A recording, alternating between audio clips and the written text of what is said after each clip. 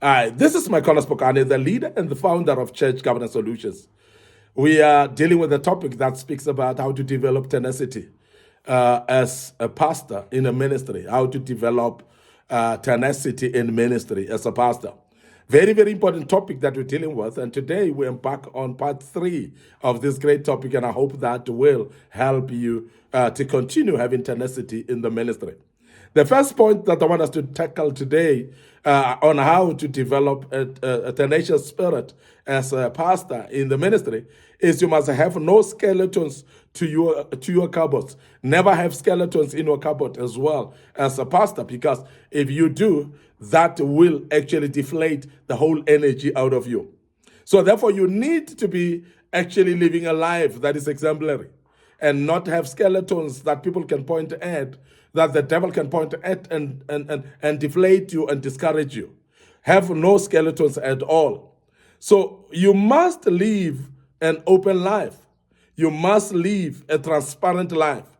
And you must have a life that is not secretive, but the life that is in the open. I'm talking about now when you're running a ministry. Let people know your heart. Let people know your intentions. Let people know your dealings as well, so that people can understand the transparency that you're living in. And many times, tenacity is disturbed as a pastor from you because of hidden secrets that when they get exposed, they actually bring you in shame. And when they put you in shame, they actually deflate the energy out of you. And therefore, you cannot be tenacious in ministry because you will be having these things or skeletons that are forever hanging over your head that are discouraging you, and the devil will forever coming and pointing at them at any given time. Now, I must emphasize this. This is very important, that we remember that when there's a skeleton that you're hiding, it is actually going to catch up with you. Now, I remember Reinhard Bonke, the great evangelist that we ever had on the face of the earth, giving an example about a young man and a young sister who was a brother and a sister, who, when their parents went to town one day, the young man took a stone and he hit one of the chicken, and the chicken died, and he took the chicken quickly and he buried it under the soil, under the ground. The sister was watching, she saw him. Now, what she did is, after that, because he wanted her to keep the secret, he wanted to keep the secret away from the parents, what he did is he actually trusted the sister that she will never bring the matter unto the parents. So therefore, the sister started taking advantage. Each time she would come to him and abuse him and say, please do a washing for me. If he says, no, I will not do the washing for you, why? She will say, remember the chicken. Now, every time she would come again and say, please cook for me. Today is your turn to cook.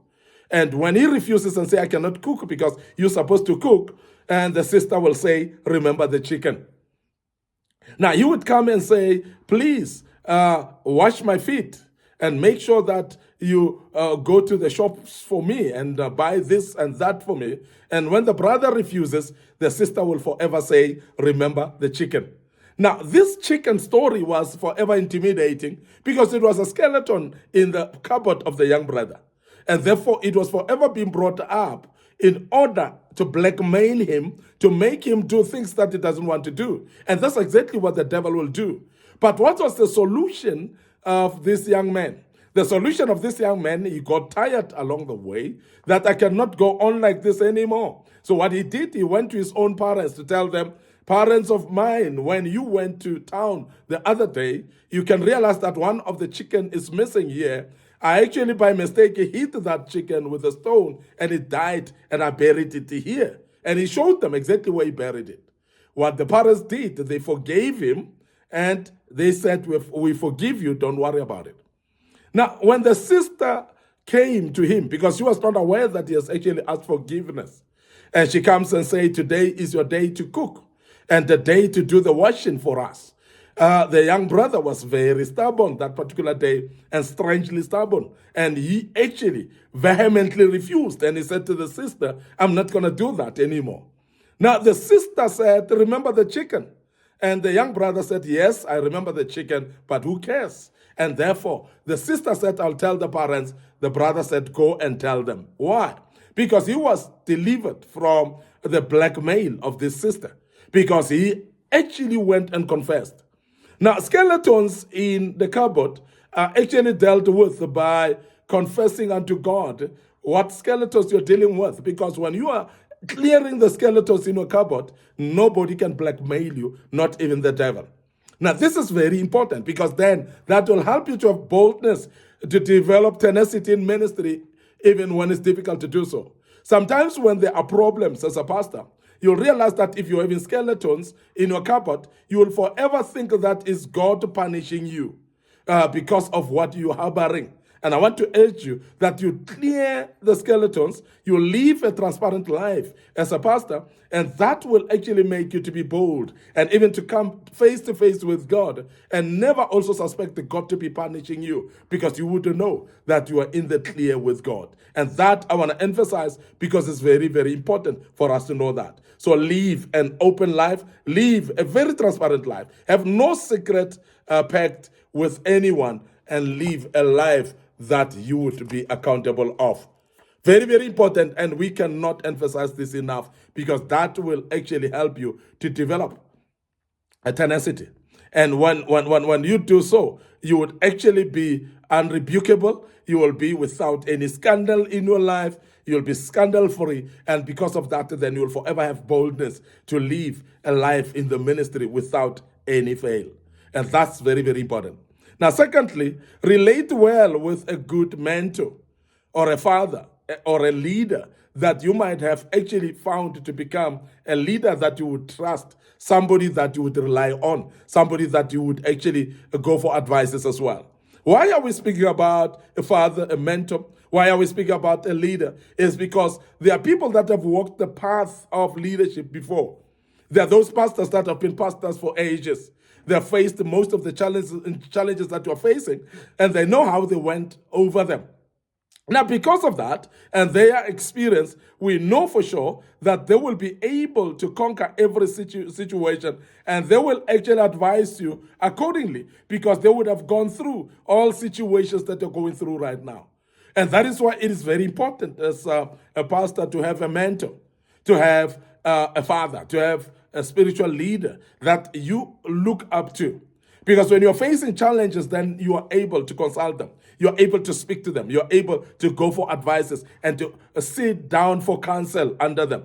And this is very important. And I'm emphasizing this because there are many young pastors that don't believe in this mentorship teaching. They don't believe in spiritual fatherhood. They don't believe as well in spiritual leaders that to submit under. And majority of our young pastors don't believe even in submission.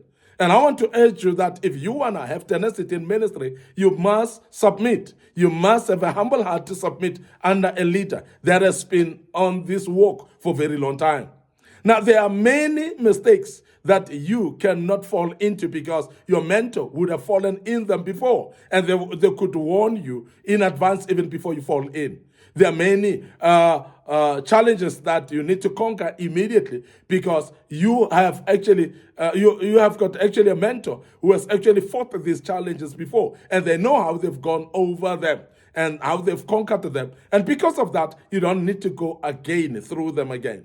And we have seen people that are facing challenges after challenges in their pastoral ministry purely because they've got no mentors, they've got no spiritual fathers, they've got no leaders that they can look up to. And therefore, there's nobody who's having a voice of reason towards their life and the ministry. So that is problematic. And I want to urge you as a pastor that if you have to develop a spirit of tenacity in ministry, you need to submit under someone. You need to have someone that you can take counsel from, somebody who can advise you, somebody who can tell you how to run the ropes of ministry, and you will actually have help from that. So make sure that you relate with a spiritual father or a mentor, and you don't only jump to see them only when you're in trouble. So have a relationship with them don't only seek for their advice when you're in trouble, because there are those young men and young pastors as well who would actually have mentors, but they don't actually have relationship with those mentors.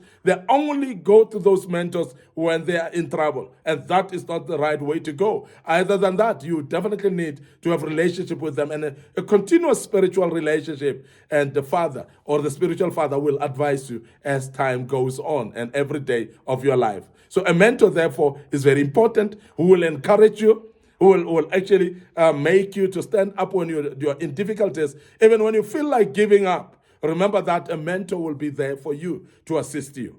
And I want to emphasize that good mentors are praying for their people that they are mentoring, and therefore the mentees are forever under the prayers of their mentors. So it's very important to have this one person that prays for you, because they've got an interest of heart for you, and they are actually careful to take care of you as well. Very, very important that you have someone who will pray for you.